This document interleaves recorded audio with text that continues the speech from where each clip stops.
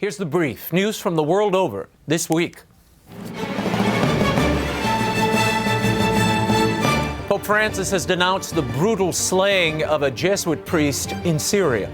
Assailants in masks reportedly entered the monastery of 75-year-old Father Franz van der Lug.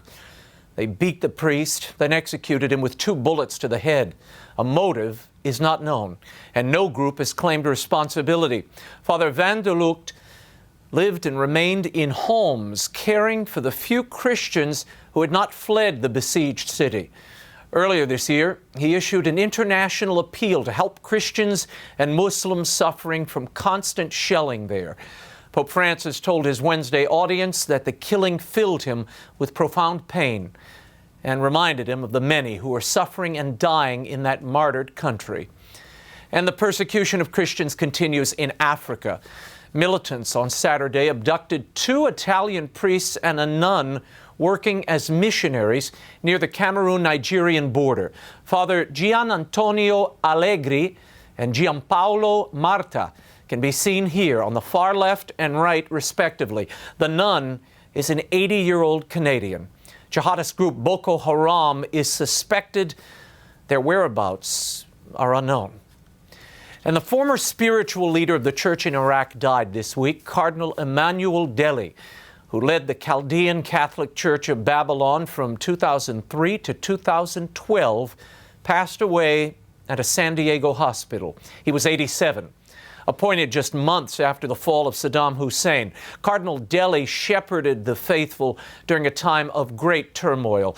Thousands of Christians were martyred and hundreds of thousands fled the country during that war-torn period, which continues. Patriarch Rafael Luis Sacco praised his predecessor for 60 years of loyalty to his country and his people. May Cardinal Deli rest in peace. And the AP is reporting that Health and Human Services Secretary Kathleen Sibelius is leaving the administration. The move comes just a week after the close of a rocky enrollment period for President Barack Obama's health care law. Website failures marred the opening weeks of the 6-month enrollment period. Sibelius was also responsible for the HHS contraceptive mandate. That required employees to provide contraceptive and abortifacients to their employees. The mandate set off a spate of legal challenges, raising religious liberty concerns. At least one case has already reached the High Court. The official who revealed this to the AP said they would not get into any further details. We'll keep you posted.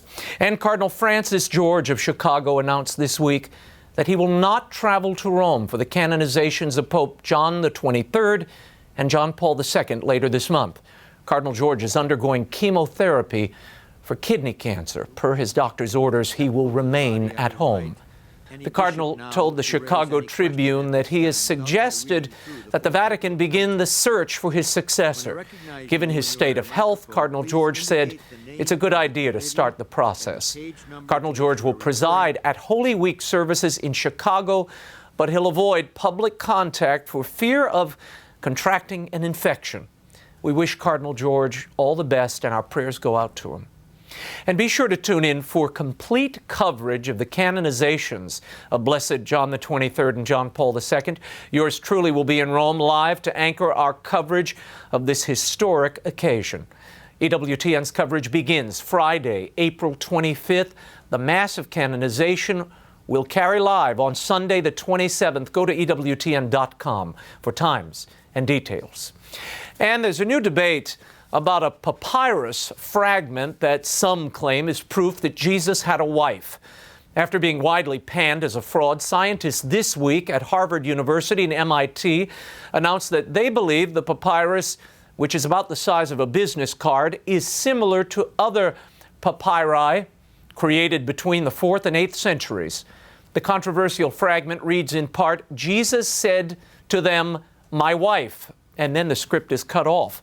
The Harvard professor who first took the papyrus public 2 years ago published a paper in the Harvard Theological Review this week.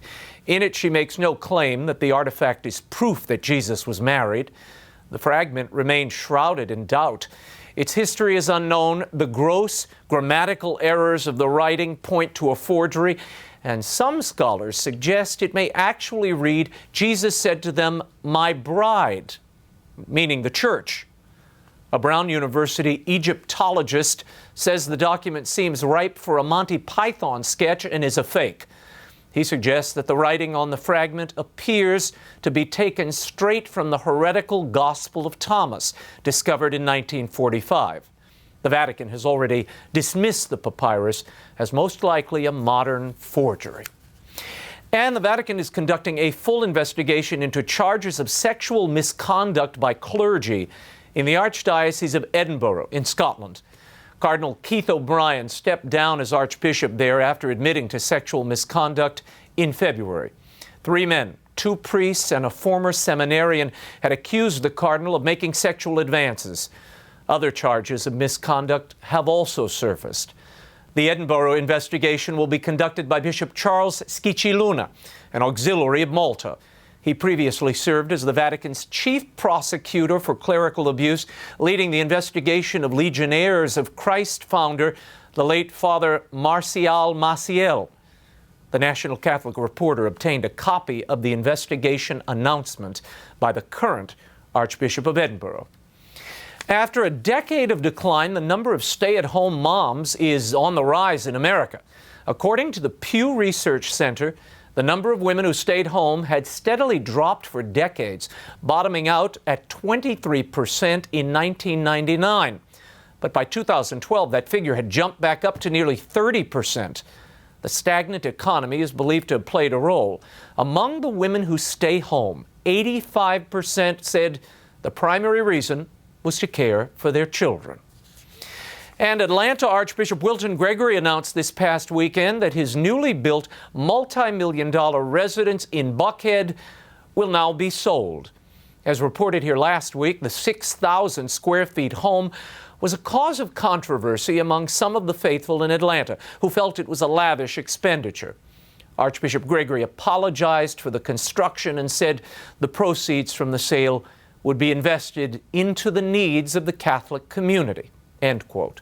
No word yet on where the Archbishop will now reside. And finally, in all truthiness, CBS has found its late-night replacement for Dave Letterman. Actor, comedian, and talk show host Stephen Colbert has been tapped for the coveted late-night slot. Letterman announced his retirement last week. Colbert is currently the host of Comedy Central's satirical Colbert Report. The comedian says he will shed his Bill O'Reilly-inspired character for the new show. Referencing Letterman's signature grin, Colbert quipped, "Now, if you'll excuse me, I have to go grind a gap in my front teeth." Stephen, I just hope you keep the liturgical dances when you move to CBS. Colbert is a Catholic and a very funny one. We wish him the best.